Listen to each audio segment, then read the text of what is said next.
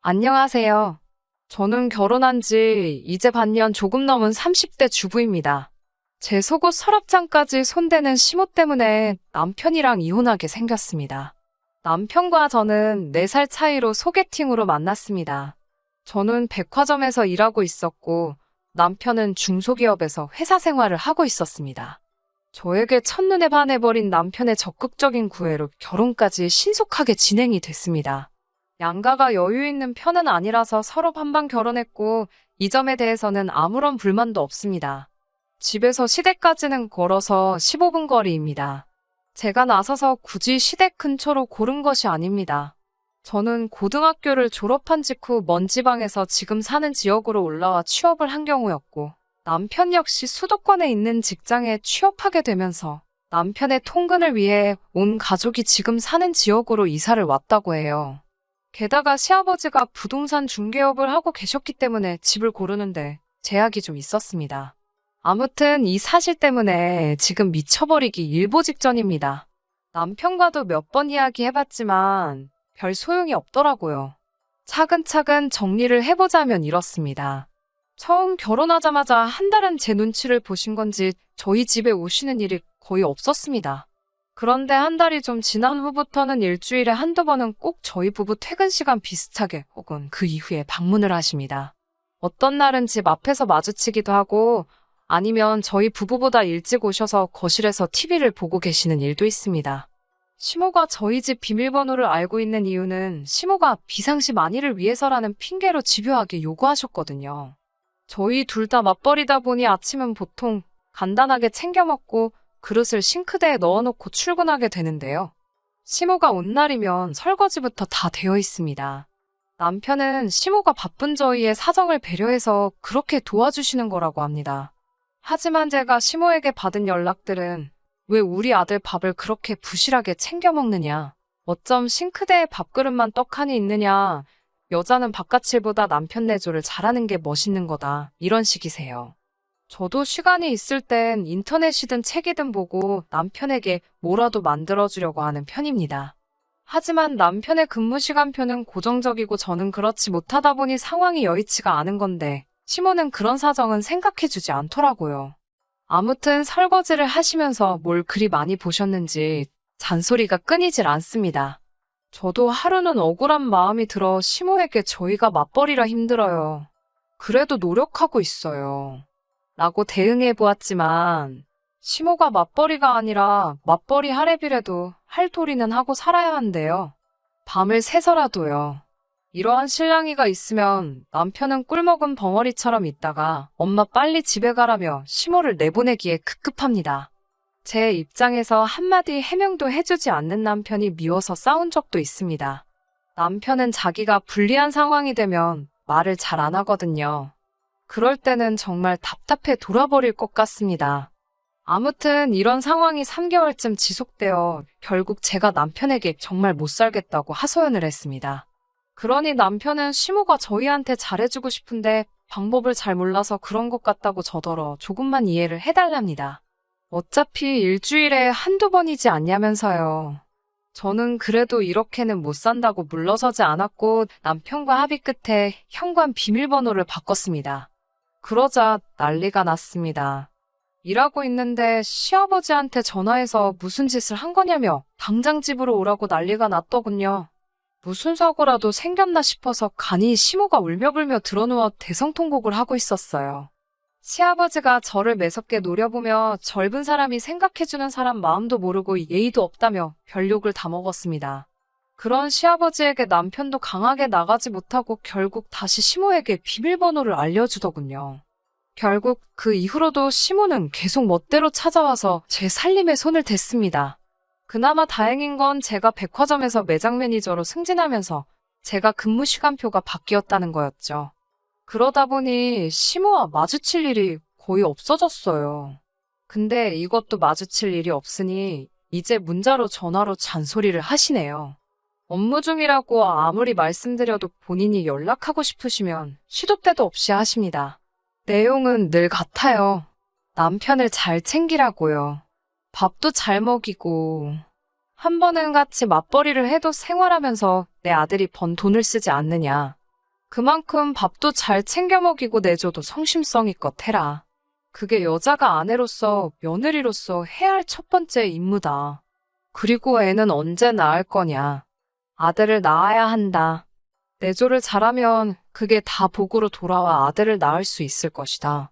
그리고 이뿐만 아닙니다.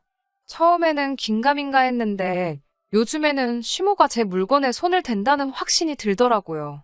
예를 들어 저는 깔끔하게 서랍 안을 정돈하는 걸 좋아합니다. 항상 사용한 물건은 제자리에 두는 게 제 습관이에요. 그런데 한 번씩 서랍 속 물건들이 위치가 바뀌어 있습니다. 크게 티가 나게는 아닌데 주인은 알아볼 수 있는 그런 미묘한 변화가 있더라고요. 화장대 위 기초 제품들의 위치가 바뀌는 일도 있고 서랍장 옷장 안에 옷들의 배열이 바뀌는 일도 있었습니다. 심지어 속옷까지도요. 남편에게 혹시 시모가 안방에 들어오시는 걸 알고 있냐 물으니 저더러 증거 있냐고 하더라고요. 그래서 제가 이렇게 저렇게 바뀌어 있더라 설명을 하니 저더러 네 기억이 100% 맞다고 어떻게 장담하냐고 저더러 적당히 하라고 하더라고요. 사진이나 동영상이 있는 게 아니다 보니 오히려 저를 정신병자 취급하는 느낌이었어요. 그래서 저는 남편에게 지금까지 그동안 시모에게 받은 문자들과 통화 목록을 보여줬습니다. 남편의 안색이 점점 퍼렇게 질리더라고요. 그러더니 이 정도로 널 힘들게 하고 계신지는 몰랐다며 사과를 하더라고요. 그래서 저는 시모에게 더 이상 우리 집에 방문하지 마시라고 일러라. 당신이 제대로 중재하지 못하면 나는 결단을 내릴 수밖에 없다고 말했습니다. 그리고 당분간 안방 문은 잠그고 다니겠다고요. 아침 식사도 각자 회사에 가서 해결하자고 했어요. 남편은 뭔가 마뜩찮은 눈치긴 했지만 결국 수긍했고요. 그렇게 문을 잠그고 출근하기를 일주일째 되던 오후 일을 하고 있는데 계속해서 시모한테 전화가 오더라고요. 도대체 무슨 일인가 싶어서 받으니 다짜고짜 비명부터 지르셨습니다. 안방문을 잠궈둔 건 무슨 의미냐고요. 지금 너희 집에 왔는데 안방문이 안 열린대요. 너 나 못 들어오게 하려고 잠궜냐며 기분 나쁘다고 노발대발 하시더라고요. 그래서 저도 할 말은 해야 할 것 같아서 저희 방에는 왜 들어오려고 하시냐고 물었어요. 그러자 내 아들 방 내가 내 손으로 정리 좀 해준다는데 그게 꿈냐더라고요. 본데 없이 자란 나 살림도 모같이 해서 도와주는데 저더러 삐딱선을 탄다나요.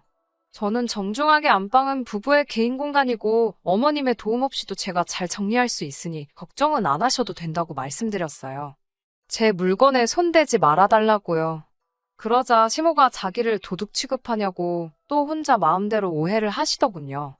제가 도둑으로 모는 게 아니라 사생활 침해를 하지 말아달라고 부탁드리는 거라 하자 내 아들 집에서 사생활이 어딨냐고 말꼬리를 잡고 늘어지시더군요. 도저히 이런 식으로는 상황을 마무리 지을 수 없어서 그냥 제가 전화 끊고 시모 차단해버렸습니다.